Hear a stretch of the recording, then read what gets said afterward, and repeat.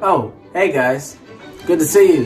My name is Jerald Walker, and also, by the way, let me go ahead and say there was a certain special person in my life that wanted me to be sure I correct myself through these videos. My name is Jerald Walker Jr. Okay, let's make that clear. I am a junior. You have to put the J and the R there at the end. It is very important. I am not the senior. That is my fault. So it's best to be sure that I say junior in this video. This is part 3, which is the part where we do the Beethoven Minuet Trio analysis. You'll see me talk about things such as forms, modulations, themes, transitions, and in this part we will talk about some music history related to the symphony as well. We'll go into the origin story for the creation of Beethoven's First Symphony. Why was it done?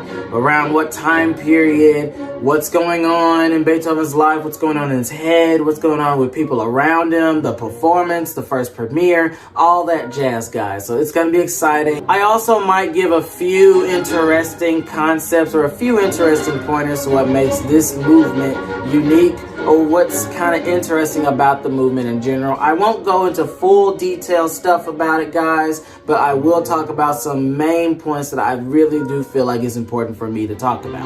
I'm excited. I hope you're excited. And once again, I will remind you all, don't forget to like, to comment, and subscribe to this channel, and we'll get right into it.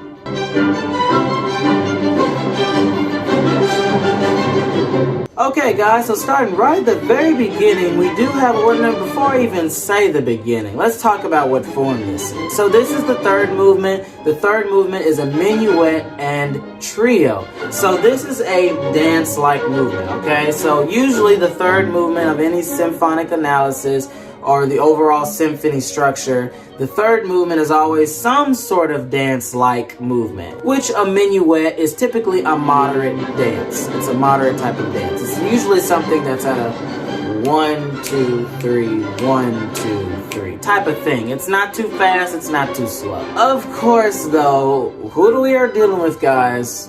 We're dealing with Beethoven. So, I mean, are we gonna get a normal minuet? No, of course not. Not even within this First Symphony. So this minuet is not really a minuet, honestly, it's not. Because when you actually take the tempo for mine, you're not going to get 1, 2, 3, 1, 2, 3. You're going to get 1, 2, 3, 1, 2, 3, 1, 2, 3, 1, 2, 3, 1. It's so fast. It's really fast. And because it's so fast, this actually would be called a scherzo. A scherzo is a really fast dance, but we haven't really implemented this scherzo idea into symphonies just yet. It's something that does start off with Beethoven, definitely for sure, with this symphony alone.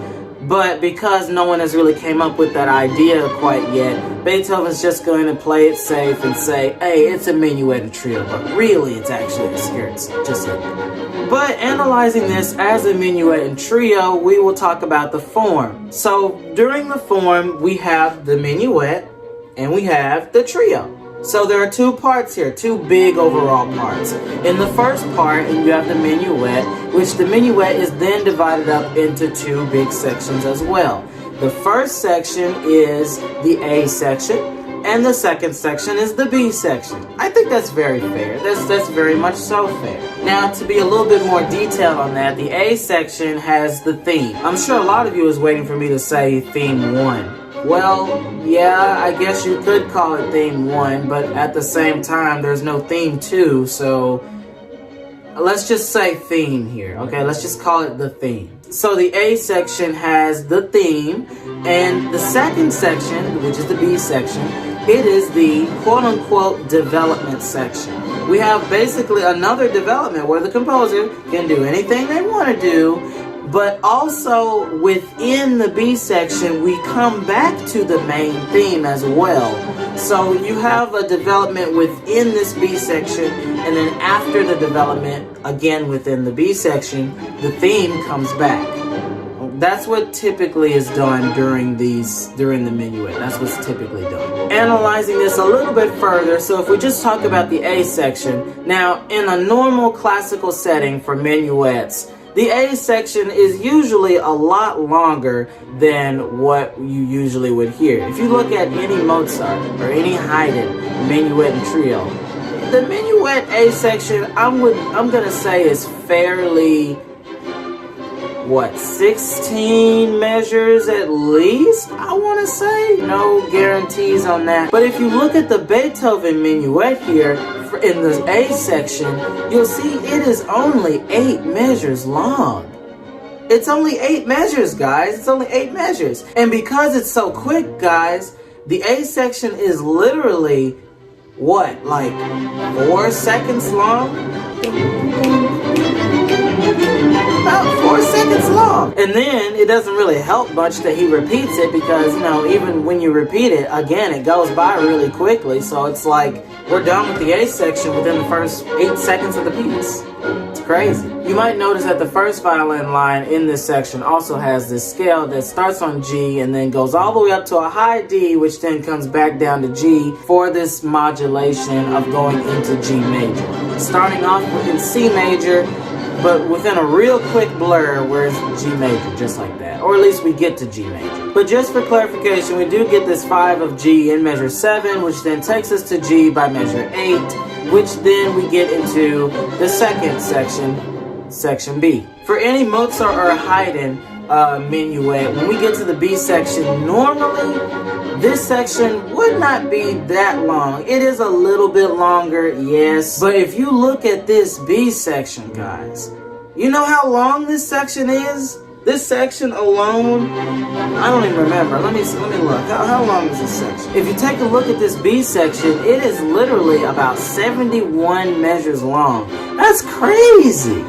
71 measures long. How did we go from a really small condensed 8 measures for one section to this really long extension of 71 measures for the B section? Crazy, right? But of course, this section for Beethoven is much longer than the A section because all Beethoven wants to do is just go. He wants us to go. He wants us to keep going. We're trying to go. We're trying to get somewhere. He doesn't want to sit anywhere. He never likes sitting somewhere. He just wants to keep going. That's all he wants to do. And on top of him to continue going, he wants to develop. He loves developing. He loves taking material and just making it whatever he wants to make it, messing with your ears, messing with the music, messing with his musicians. He loves developing, you guys, and it's just his favorite thing to do. So, of course, this section is going to be a lot longer than any other section for this man because, well, it's Beethoven. So, with this section being so long and with him developing so much, that means we have to get into the modulations. So we get into the B section, which is at measure 9, and we go from C major from the A section to now to the parallel minor, C minor, in the B section at measure 9. This then is all in C minor, and then we get to about measure 15 where he all of a sudden uses an A flat major chord to slowly get him to this new modulation he wants to get to. By measure 19, we get the G flat that's in the cello and basses, which then helps us get to the new modulation he wants to get to, which is D flat major. This new modulation of D flat major being at measure 25. We then stay in D flat major for a little bit, but then we really get spooky with the modulations.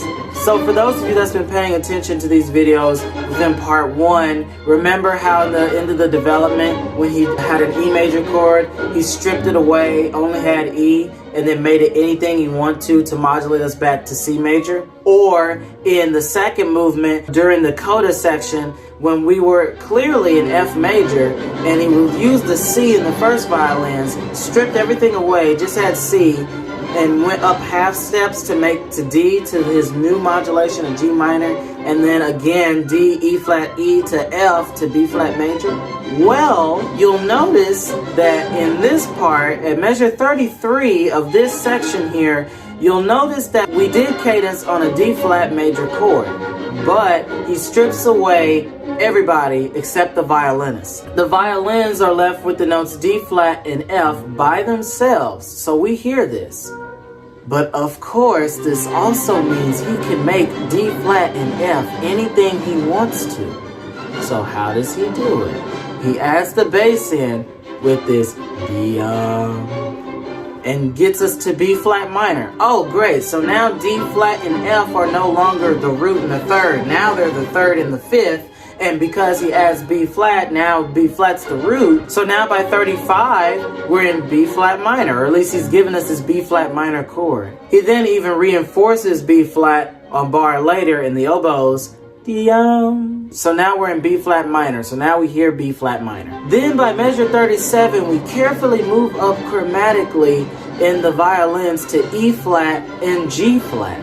So now we get the presence of E flat minor.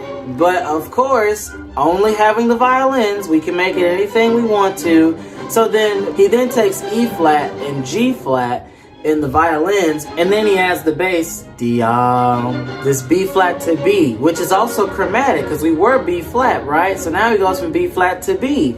To now we hear E flat and G flat as D sharp and F sharp, being now a B major chord.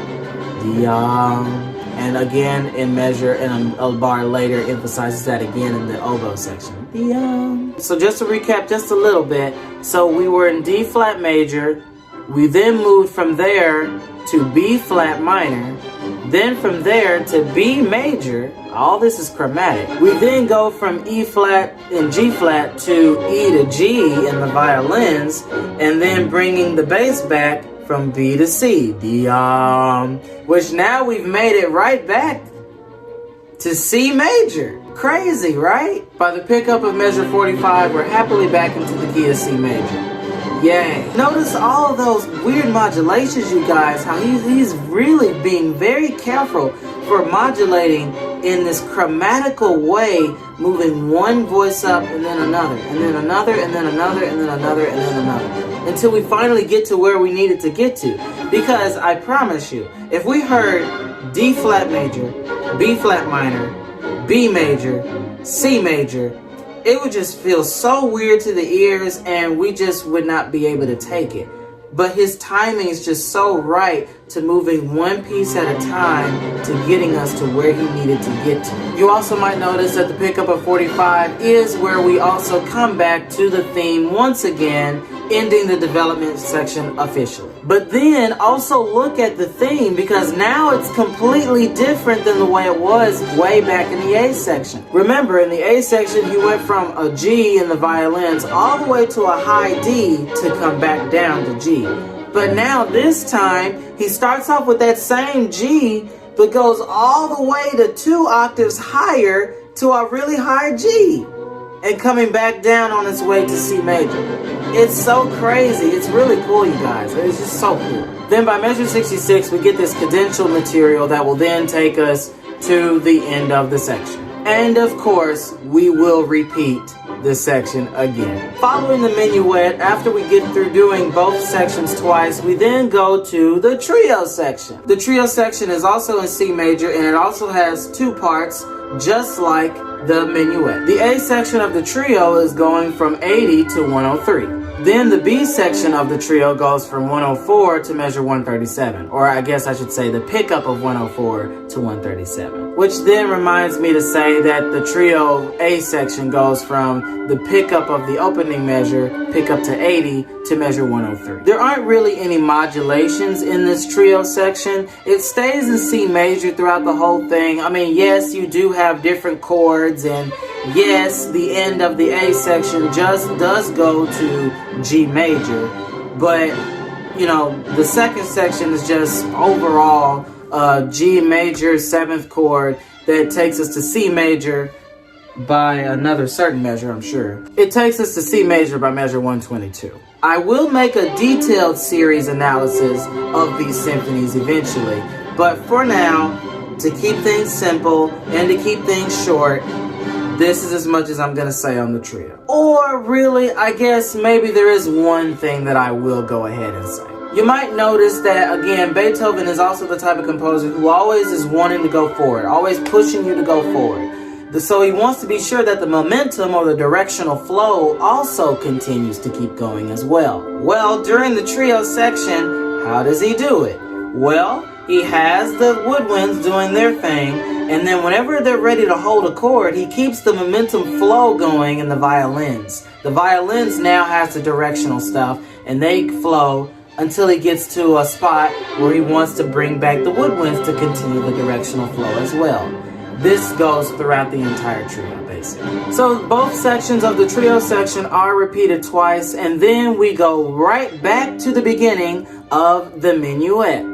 Now, I have to say this. This is something I have to say. So a recent study about maybe, I want to say 2 or 3 years ago, I'm not exactly sure how long the study was done, but a recent study does show that the composers back in the day did actually repeat both sections, both times, the A section and the B section, after we came back to the beginning.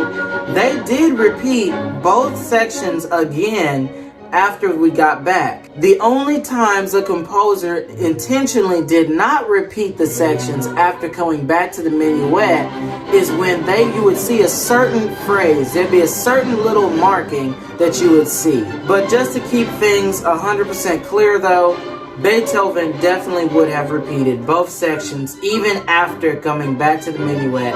Both sections A and B would have gotten repeated again before officially ending the movement for good. This pretty much sums up the third movement analysis, and with that being said, before we get into the performance material done by Beethoven and Mozart reacting and the musician, we will go into a brief historical moment where we will talk about the origin story behind Symphony 1, and I hope you enjoy the small historical presentation. Also, to keep things interesting, I'm going to put this historical story in the form of Beethoven speaking. So we'll let Beethoven carry away with the story. Please, Beethoven, go ahead. All right, thank you so much. It was during these times between 1795 and 1800 when I was composing my very first symphony in C major.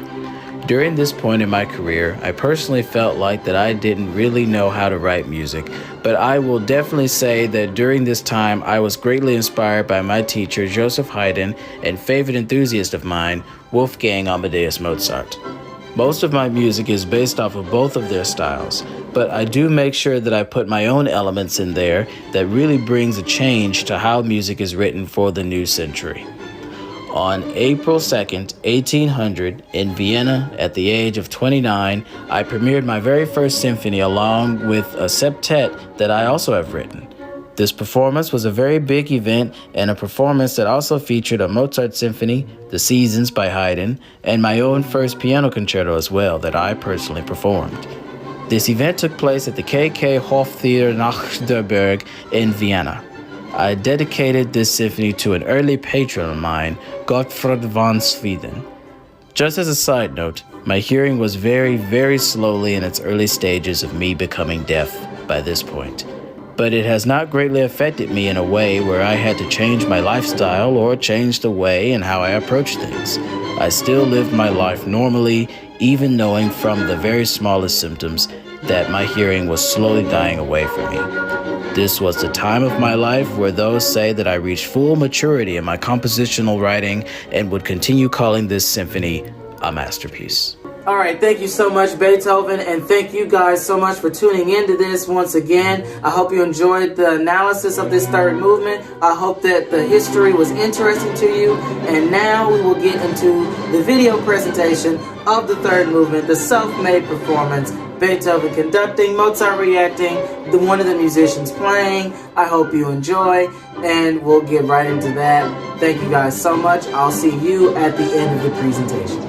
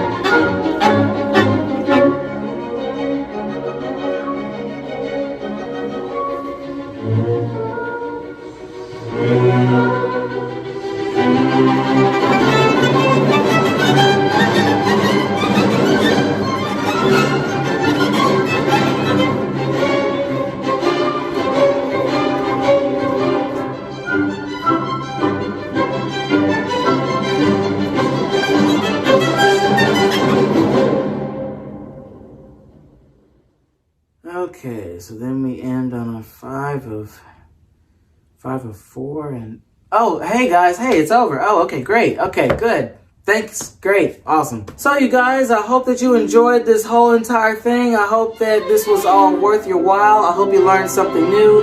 If you didn't learn anything new and you already knew this stuff, well then I hope that you will forward this video to somebody that might be of interest or that might actually would learn a thing or two about this movement or about the Beethoven Symphonies in general, or I guess in this case Beethoven Symphony 1. Once again guys, don't forget to like, to comment, and subscribe to this channel. I will have the fourth movement done for you, hopefully momentarily. These videos actually took me a lot quicker to make than I thought, so hopefully within the next few days as well, I'll have part 4, which is the final part of the whole entire Symphony 1 analysis as an overview, a general overview analysis. And with that being said, I'll see you guys next time. Thanks so much. Bye-bye.